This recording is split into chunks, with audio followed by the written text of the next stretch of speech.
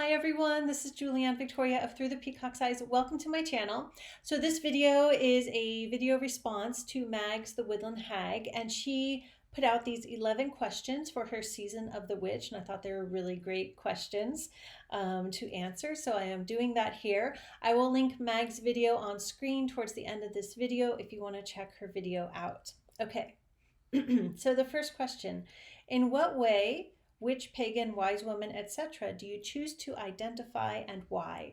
I prefer to use the word shaman to identify what I do, um, partly because I've journeyed or astral traveled since birth for as long as I can remember. I'm a healer, I'm an herbalist. Um, Not to say that that's really all that different from what a lot of witches do or wise women do. Um, there's definitely a tremendous amount of overlap. It's just shaman just feels like the right term for me to use. I also like hedge witch, which is very shaman like as well. Um, yeah, that tends to be the word I'm drawn to use. But again, there's a lot of overlap. Sometimes they're the same thing. You talk to two different people. One says they're a shaman, one says they're a witch.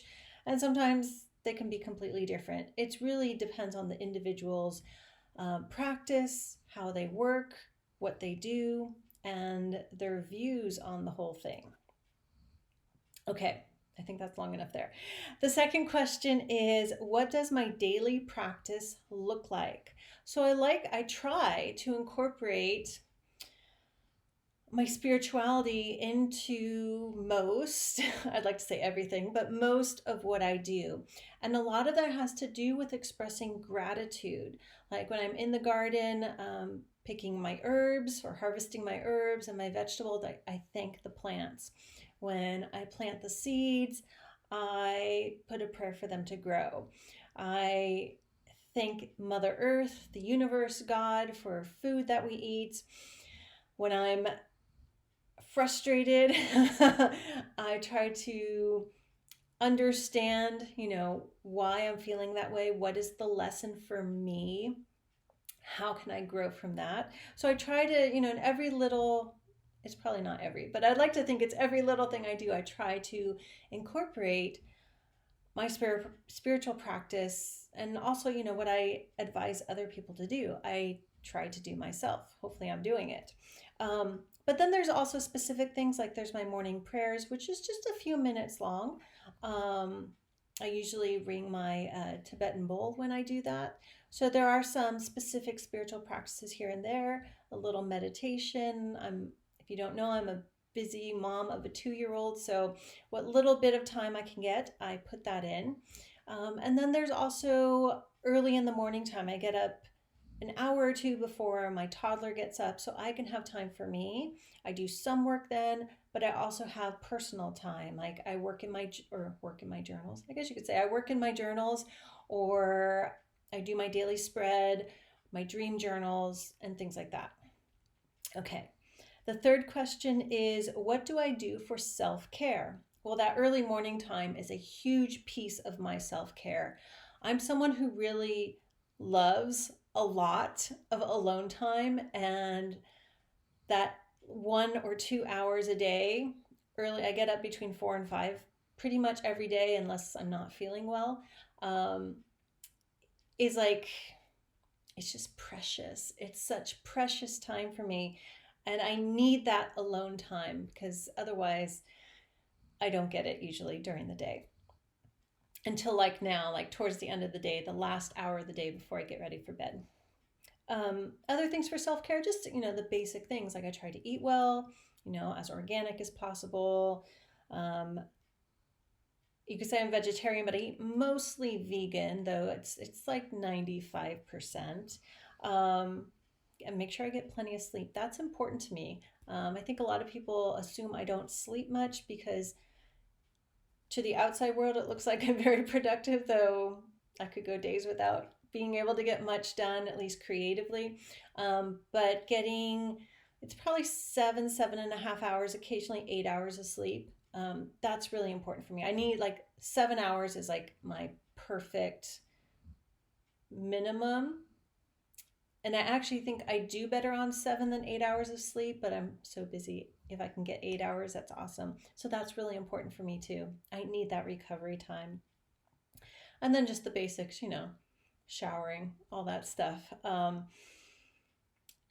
Yeah, but that alone time in the morning, that personal time is like the best thing. And if I can get a little more alone time here and there, to me that's like tremendous self-care because I thrive on being alone. I know that sounds funny. Okay.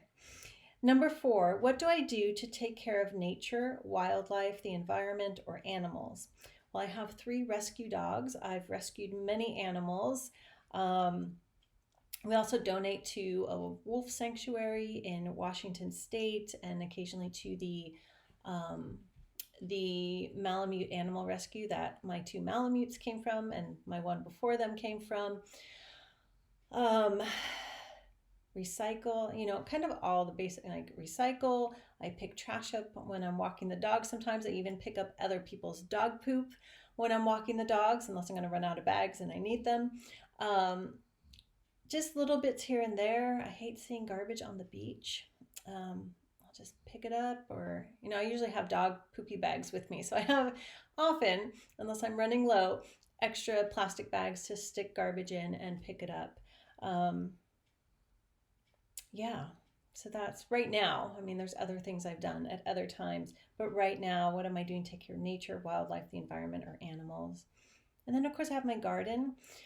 Um, Many of the plants that flower, one of the reasons for that is to help the bees. Some of it's companion gardening, some of them are actually herbs I'm using, but I make sure they're ones that bees really love. We also have a lemon and orange tree in the garden, so attracting in the bees and the monarch butterflies. So the Santa Barbara area, there is a butterfly monarch. I don't know if it's called a preserve, but it's one of the places where the monarchs migrate to in the winter. And actually, October is when they start coming up. I've seen them flying around. So, having flowers that also attract the butterflies and the monarchs to help them, because I know the numbers have been dwindling the last few years. And I think part of it was the drought. But that's important for me to help them, the bees and the butterflies. Okay. Number 5, how do I help, heal, or support humans or humanity? Well, I work as a healer. So it's part of what I do professionally, but also personally. Like if there's a tragedy anywhere in the world, if I know, I actually try to avoid the news a lot, but you hear about things no matter what. Hear about a tragedy, a gun tragedy, a natural disaster. Part of my morning prayers and little bits throughout the day will be prayers of healing, sending healing energy, or prayers of help for those people wherever they are. And then just in general, being kind to people. Okay. Number 6, what is my understanding of a higher power? That's a good question. My understanding of a higher power. So what's popping into my head right away is like Indra's net, the interconnected web of everything, or the all, the universe. And so the higher power is the energy behind all that, the energy that helps to create and expand the web, the energy. Oh, it's so hard to explain, but I'll just say it's the interconnectedness of all things, and it's very complex and complicated, yet so very simple at the same time. Yeah, I'll leave that there. I could probably talk hours on that. So, okay, number 7. What is the most important life lesson I have learned so far? To trust that things will work out. Trusting that things will work out. Yeah. And what I've noticed in my life, at least, is that the universe or God always provides what you need. You may not want what you need at that moment, but the universe always provides. And that has been true, like, surviving in the physical world. I have always had what I needed, even in times when I had nothing. I still had enough. Yeah. Trusting that things will work out, even if it takes a long time. Trusting that the universe will provide what you need. Okay.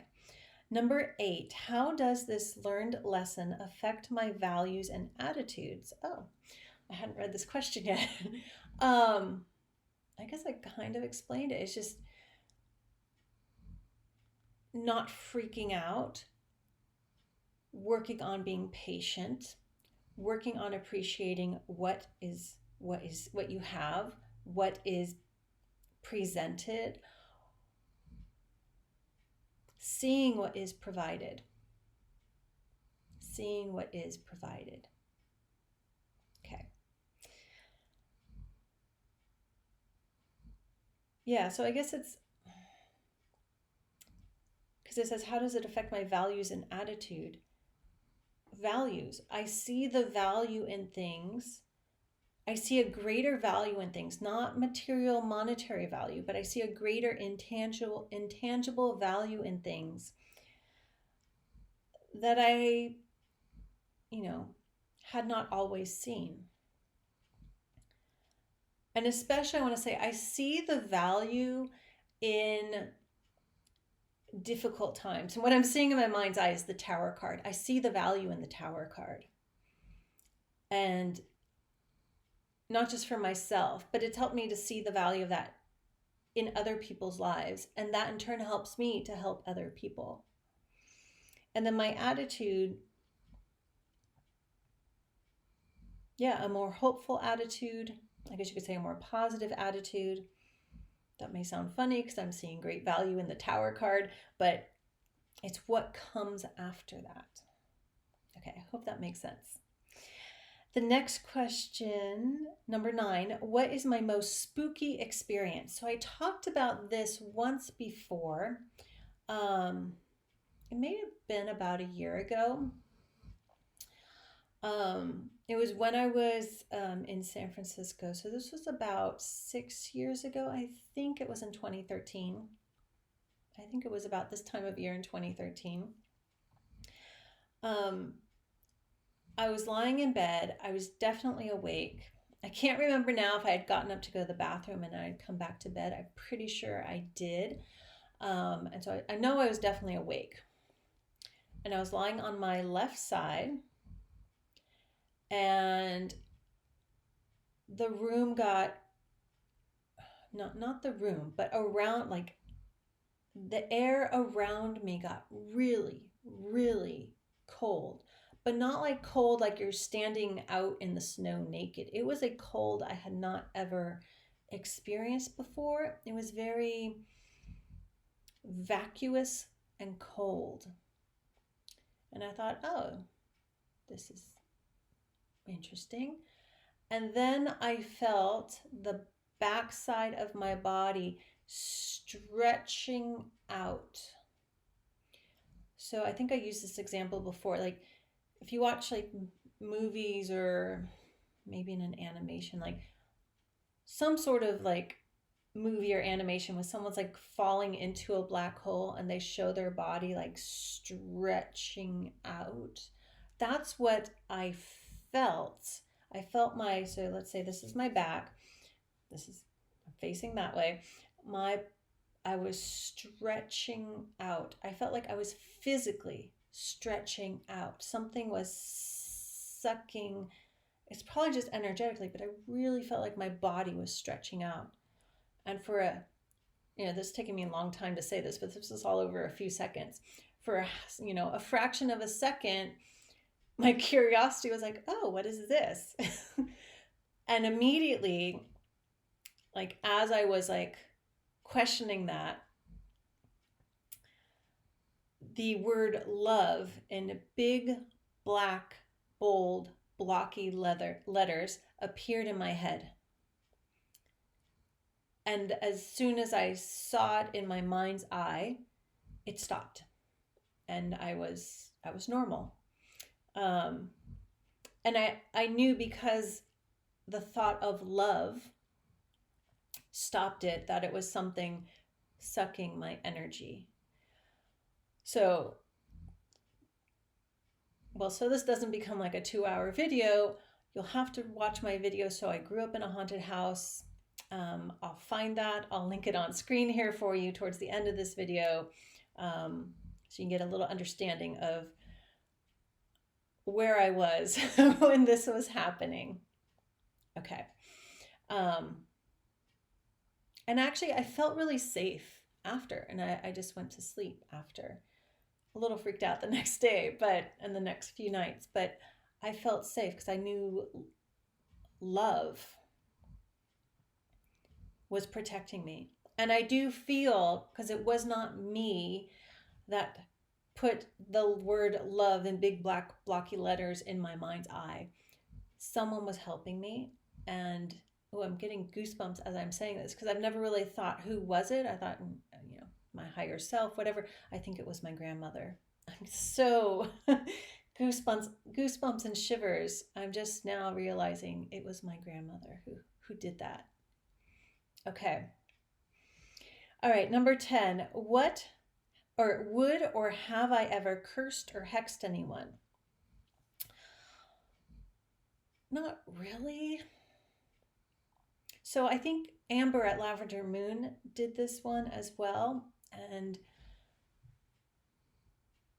she was a little cautious about talking about her hexing experience because it was when she was a child.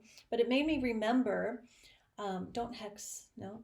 It made me remember when I was a little girl. I was probably about 10 or 11, and I was playing with my brother in our backyard in a light well that ran like between the garden and the basement windows. We were playing something, and I thought I made up a word. I don't remember what it was because I made myself forget it. But I must have channeled this word somehow. And whatever this word was, like I was just pretending, and I was kind of pretending, I think, to be a witch. Actually, I loved witches as a kid. Not that I don't love them now, but I was always drawing witches any time of year, not just Halloween. But anyway, I think I was pretending to be a witch, and I thought I made up a word, and it's total gibberish. I remember that. Well, it sounded like gibberish, right? It wasn't an English word. And every time I said it, he dropped something. Now, I didn't notice that until he said, "Can you stop saying that? Every time you say it, I drop something." So I think it was like a hex, totally unintentional. I think I just channeled it. Where we were playing was the same location where I would occasionally hear what I call the Charlie Brown or Snoopy voices. I think I talk about this in my haunted house video too, which I did like a year ago. So the voices would be like, wah, wah, wah, wah, wah, wah. So anyway, I think that was sort of accidental minor hexing. I have not known to have cursed or hexed someone as an adult. I won't deny that I haven't thought about it, not just randomly, but it's like in dangerous situations. Like, yeah, I had a scary stalker once, and I thought, like, what can I do to like keep him away? But he ended up moving away. So, but it just to protect myself if I absolutely needed to, and it wouldn't be to like ask for harm to come to someone else. It would just be to like protect myself. So if I did need to protect myself, I did need to, who knows what, to protect myself or my baby or my animals, I would, I don't know, stop someone somehow. Yeah, if I had to. Okay. Number 11. If I could live anywhere, where would it be? It might be San Francisco again. If I could live anywhere, because it's very, very expensive. Yeah. And I have a favorite house there. Beautiful, beautiful, huge Victorian. It would probably be there. Okay, so that is my Season of the Witch 11 questions started by Mags, the Woodland Hag. Thank you, Mags.